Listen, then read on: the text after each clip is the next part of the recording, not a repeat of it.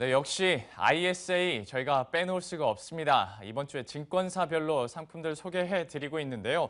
오늘은 HMC 투자증권에서 관계자분을 모셨습니다. 또 여기서는 어떤 특장점들이 있는지 함께 따져보도록 하죠. HMC 투자증권 권주영 이사 현재 스튜디오에 나와 있습니다. 어서 오십시오. 안녕하십니까? 네, 안녕하세요. 네. 저희가 사실 앞에서도 지난주부터 시작을 했어요. 그래서 네. ISA 뭐 어떤 상품이다, 분위기 어떻다라는 거는 이미 앞전에서 했고요. 바로 한번 본론으로 들어가 보도록 하죠. 네. 200만 원까지, 뭐 최대 250만 원까지 비과세 혜택을 받을 수가 있습니다. 그런데 우리 시청자 여러분들이 좀 잊지 말아야 될 게 편입 상품에 따라서, 그러니까 뭐 단도직입적으로 말하면 국내 주식형 같은 경우에는 받을 수가 없지 않습니까? 네, 좀 설명을 맞습니다. 해주시겠어요? 네. 먼저 국내 주식형으로 편입되는 자산에 대해서는 비과세 혜택을 받을 수가 없습니다. 어차피 우리나라는 주식 매매 차익에 대해서는 현재 비과세 혜택을 주고 원체 비과세이기 때문에 이 부분에 대해서는 비과세 혜택이 전혀 없는 것이고요. 비과세 혜택이 없다 보니 손익통산 효과도 없습니다. 예를 들어 말씀드리자면은 A라는 ELS 상품에서 300만 원 정도 수익이 나고 B라는 주식형 펀드에서 50만 원 정도 손해가 났다. 이랬을 경우에 일반적으로는 300만 원에서 50만 원을 차감한 게 손익통산 효과입니다. 그래서 250만 원에 대해서 원래 과세를 해야 되는데 비과세가 200만 원이니까 50만 원을 과세한다 생각하는데 실제 주식형 펀드, 국내 주식형 펀드의 경우에는 50만 원이 아니라 실제로 100만 원이 과세가 되는 그런 효과가 나타나게 됩니다. 그래서 국내 주식형의 경우에는 효과가 없기 때문에 편입을 자제하시는 것이 좋습니다. 그러니까 이제 이 비과세 혜택을 제대로 받으려면 국내 주식형보다는 해외 주식형을 편입하는 게 낫겠다라고 얘기를 해주셨는데요. 실제로 HMC 투자증권에서 그러면 포트폴리오가 구체적으로 어떻게 꾸려지나요? 네, 우리 그 HMC 증권의 가장 큰 장점은 글로벌 자산 배분에 있습니다. 글로벌 자산 배분에 대해서 좀 의아하게 생각하시는 분들도 있는데 글로벌 자산 배분 자체가 현재 글로벌 트렌드이고요. 저희 같으면 지금 현재 선진국형과 이머징 마켓, 즉 신흥국형으로 두 가지 모델이 나눠져 있습니다. 그래서 각 위험도별로 5가지 유형식해서 총 10개 포트폴리오를 갖고 가고 있습니다. 네. 먼저 그 초고위험 그 기준으로 보자면 가장 위험도가 높은 것이죠. 선진국형 모델 포트폴리오에는 저희들이 현재 유럽과 미국 쪽 가장 핫한 부분이죠. 이쪽 부분에 성장주와 소비재주 펀드의 비중을 많이 높여놓은 상태입니다. 그리고 선진 주식형, 글로벌 주식형, 글로벌 하이힐드 채권형 등 이런 북미 주식형을 포함해서 4가지 정도로 포지셔닝을 하고 있습니다. 반면에 그 신흥국 그 포트폴리오에서는 초고위험 포트폴리오에서 얘기는 중국 주식형이나 유럽 주식형 또는 글로벌 그 하이힐드, 글로벌 부동산 펀드 등을 편입한 것이 좀 특징입니다.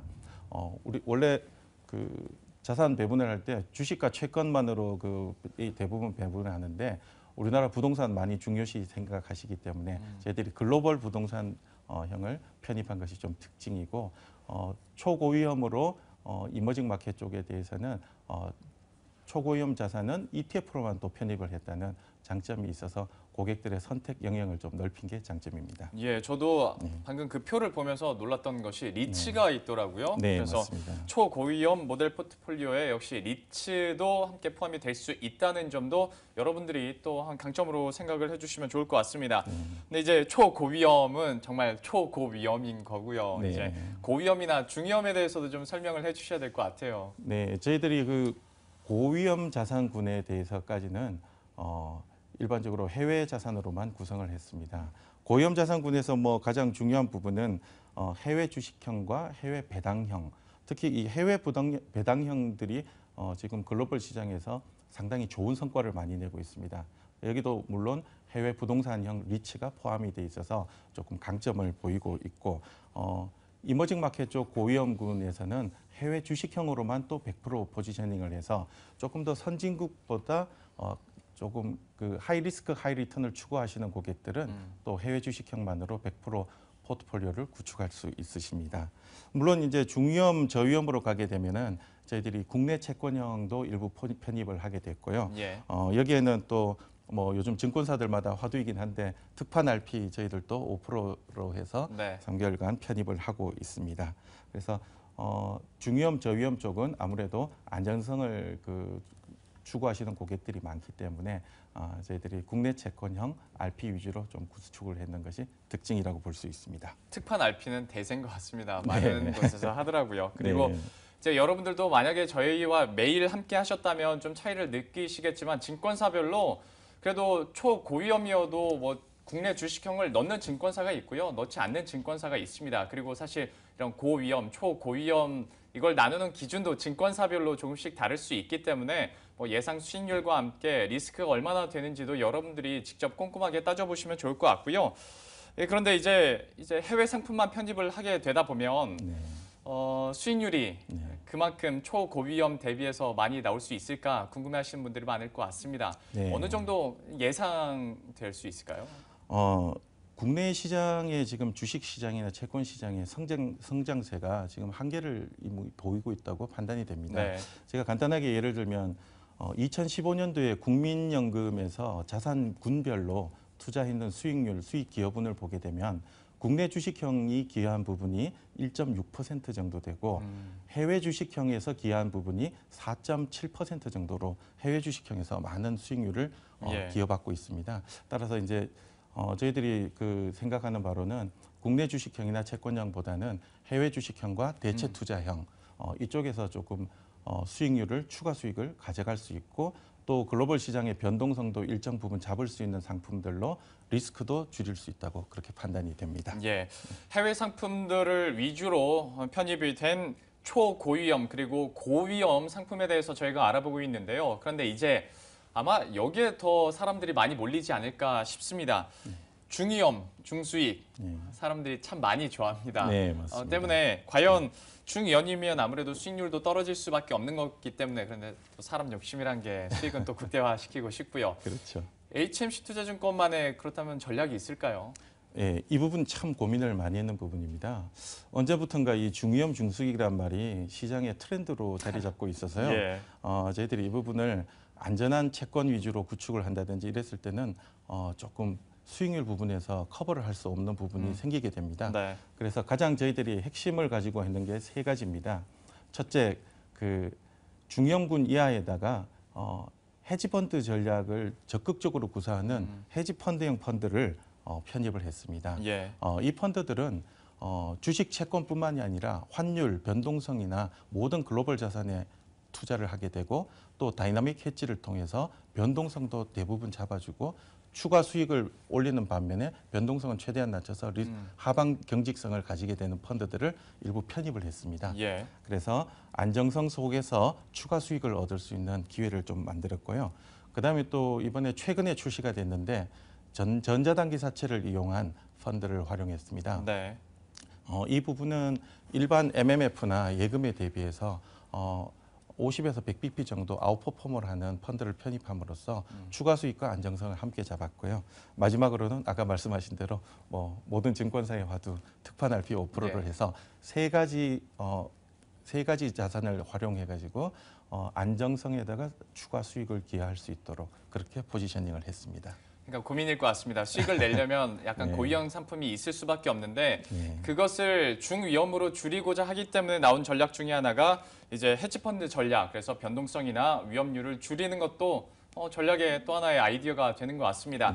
그런데 이렇게 듣다 보니까 또 한 가지 궁금한 점이 사실 이런 해외 주식 같은 경우에는 이미 비과세 펀드라는 것이 있잖아요. 네. 그래서 혜택이 겹친다. 네. 그러면 둘 중에 하나만 해야 되는 거 아니냐라고 네. 물어보시더라고요. 네. 이 부분은 일리가 어느 정도 있는 말이잖아요. 네, 맞습니다. 근데 반면에 저희 회사가 또 다른 특이한 전략으로 갖고 가는 게 저희들은 이번에 ISA가 출시가 됐지만 ISA뿐만이 아니라 절세 상품 3종 패키지를 고객들에게 권유하고 있습니다. 네. 즉 ISA, 그다음에 방금 말씀하신 해외 주식 비과세, 그다음에 IRP 세 가지가 우리나라에서 지금 가장 핫한 절세 상품입니다. 네. 지금 보면은 해외 주식 비과세 같으면 가장 큰 장점이 입출금이 자유롭다 보니 네. 1년에서 3년 정도 단기로 하시는 분들은 해외 주식 비과세 계좌에 충분히 활용을 하시고요. 또 추가 자금을 또 활용하실 분들은 또는 안정적으로 3 내지 5년을 운용하실 분들은 오히려 ISA에다가 추가를 하시든지 IS 쪽을 선택하실 수가 있습니다. 네. 또 가장 중요한 부분이 절세 혜택을 받을 때는 예금을 기준으로 1%대에서 절세를 받는 것보다 조금 더 중위험 정도를 갖고 가서 그 절세 혜택을 극대화시키는 전략이 좀 필요합니다. 네. 따라서 두 가지 상품 모두 다 메리트가 있지만 두 가지 상품에서 고객들의 위험도나 투자 기간을 고려해서 이 부분을 고민해 보시면 될 것 같습니다. 역시 투자 기간을 어떻게 하느냐가 또 중요할 것 같습니다. 그러니까 1년에서 한 3년 정도 해외 주식형을 구제하고 싶다면 비과세 펀드를 드는 게 낫고 3년에서 5년까지 중위험으로 세제 혜택을 극대화시키고 싶으시다면 ISA가 또 낫다라고 얘기를 해주셨어요.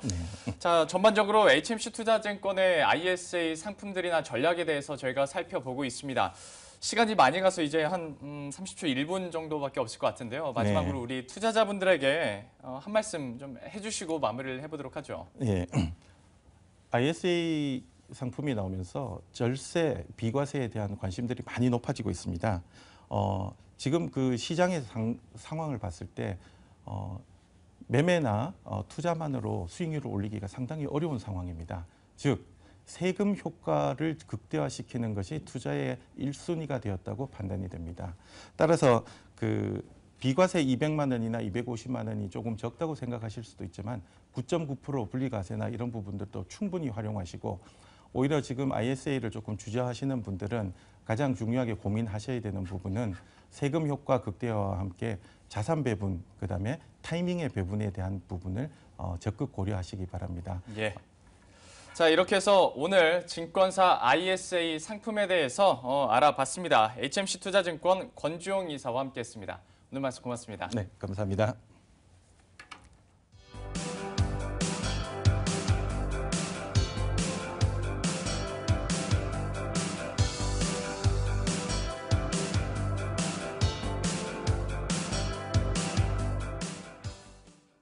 오늘도 발빠르게 저희 이슈엔 현장 소식 다 전해드렸습니다. 잘 따라오셨는지 모르겠는데요. 좀 주말 동안은 또 푹 쉬시고요. 저희들은 다음 주 이 시간에 다시 찾아뵙도록 하겠습니다. 시청해주신 여러분 고맙습니다.